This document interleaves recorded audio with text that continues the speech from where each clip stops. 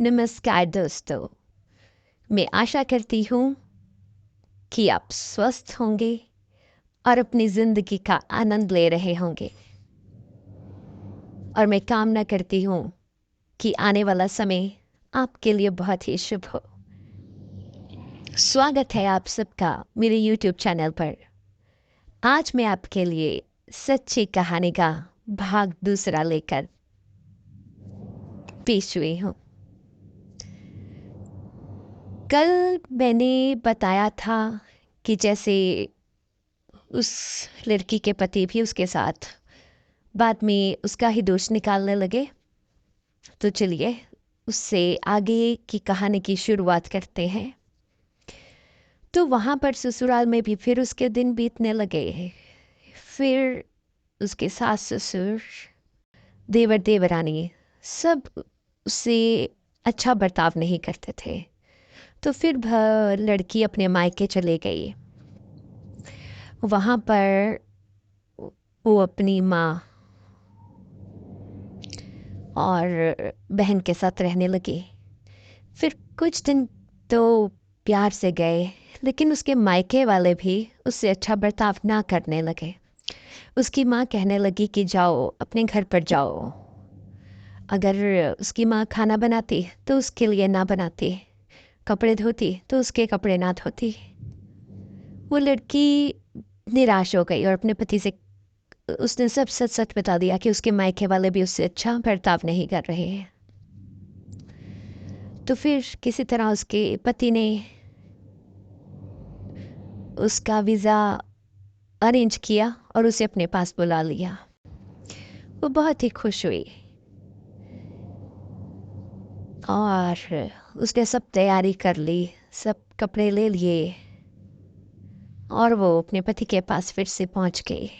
वहाँ पहुंचकर बहुत खुश हुई। कुछ दिन तो बहुत प्यार से आराम से निकले।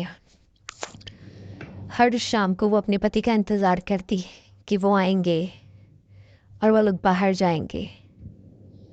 शाम को उसके पति आते, उसके बाहर ले जाते। लेकिन कुछ दिन बाद वहाँ भी सब बदलने लगा।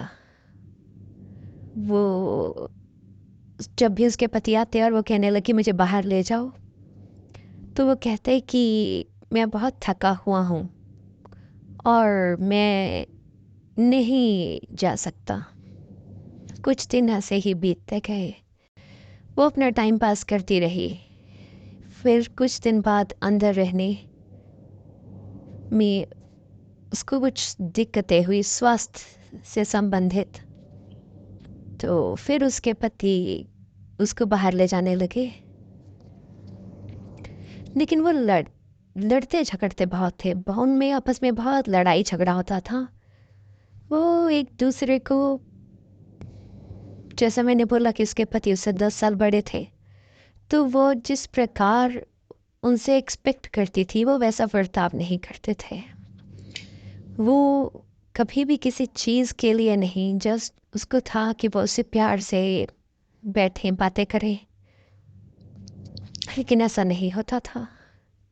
धीरे धीरे टाइम बीत गया और उनकी शादी को 1 साल हो गया और वो एक्सपेक्ट कर रही थी कि आज वो अपने पति के साथ बाहर जाएगी।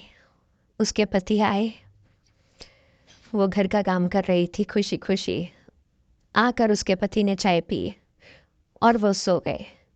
उसने बहुत बुलाया कि वो सोच रही थी कि मैं बाहर जाऊंगी, मुझे गिफ्ट मिलेगा, लेकिन ऐसा कुछ भी नहीं हुआ। उसे बहुत दुख हुआ, वो बहुत रोई, लेकिन वो किसी से बता भी नहीं सकती थी क्योंकि मायके वाले तो पहले ही उससे दुखी थे। ससुराल वाले भी उससे दुखी थे कि उसके साथ अच्छा बर्ताव नहीं करते थे। वो भगवान को कोसने लगी, अपने पापा को याद करने लगी, रोने लगी और अपने आप में ही कहने लगी कि भगवान मैंने ऐसे क्या पाप किए हैं जो मेरे साथ ऐसा हो रहा है।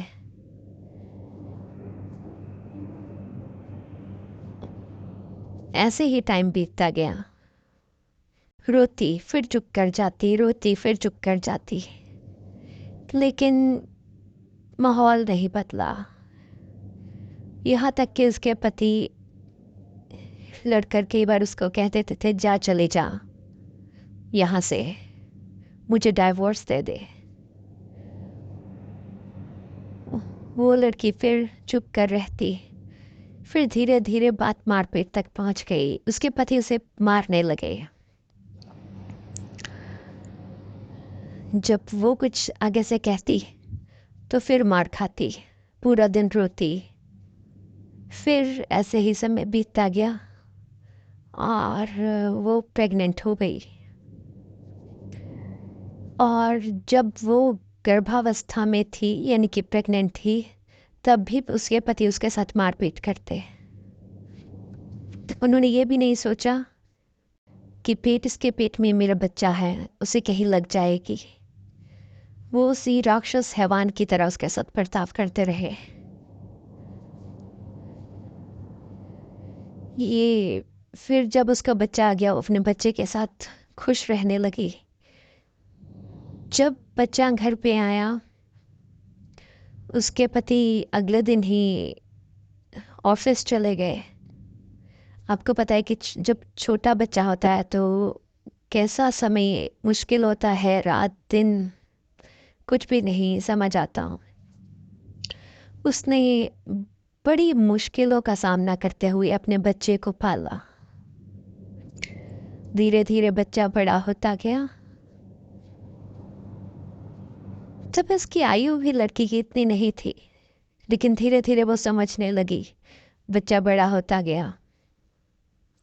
ऐसे ही करते करते 6 महीने का बच्चा हो गया, लेकिन 6 महीने तक उसके पति ने उसकी कोई हेल्प नहीं की।